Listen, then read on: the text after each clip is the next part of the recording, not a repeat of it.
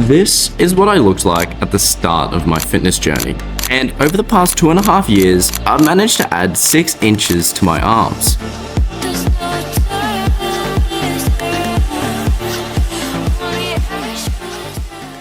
In this video, I'm going to break down exactly what I did, so you can apply it to your own growth. Now, I'm not saying I'm huge by any means, but compared to where I've started, I've made some solid progress.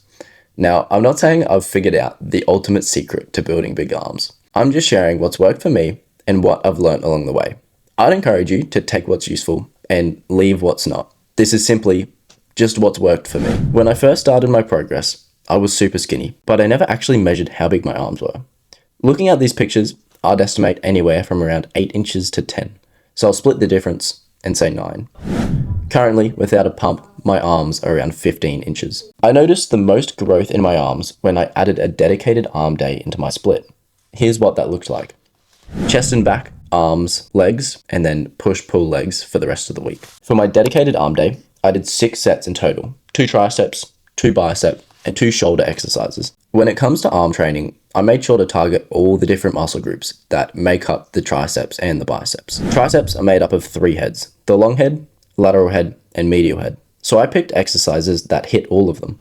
Skull crushers were my go-to for overall triceps development, especially the long head. I saw this trick a while ago, so I'm not claiming this as my own technique. But when I hit failure, I like to roll the bar back over my head, press it up from my chest, and perform more eccentrics until I hit failure again. It serves for an insane burn and really maximizes time under load. Triceps pushdowns help me emphasize the lateral and medial heads. Together, these gave me a balanced approach to triceps growth. Biceps also have multiple parts: the long head, the short head, and the brachialis, which lies beneath the biceps and contributes to thickness. To target these, I used inclined dumbbell curls, which put the long head on stretch and gave me some short head activation too. For overall arm width and forearm development, I included hammer curls, since they hit the brachialis as well as the forearms, adding that extra side thickness. Shoulders are made up of 3 distinct heads: the anterior, front, lateral, side, and posterior, rear deltoids. To build balanced shoulders, I chose exercises that emphasized overall pressing strength, as well as side delt width. For overall mass and strength, I went with the dumbbell shoulder press, which mainly hits the anterior delts, but also brings the lateral and posterior heads into play as stabilizers.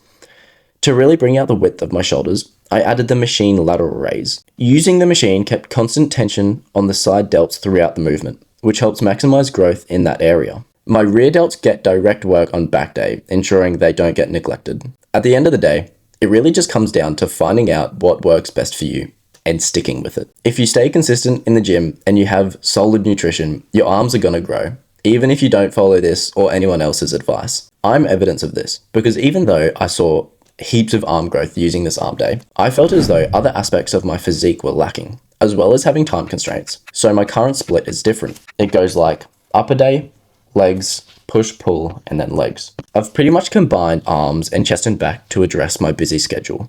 However, it's also allowed me to focus more on chest and back development without me worrying about having sore arms for arm day, like I did a few times in the past. Even without an arm day, my arm growth has still progressed, and I still use these exercises split up across upper day, push, and pull days to aim to break down each muscle group twice a week. All in all, if you haven't tried some of these exercises or structured them in this way, I recommend you give it a go. What have you got to lose? If you've already experimented, find out what works best for you, stay consistent, have good nutrition, and your arms are going to grow. I hope you guys enjoyed, and thank you for watching.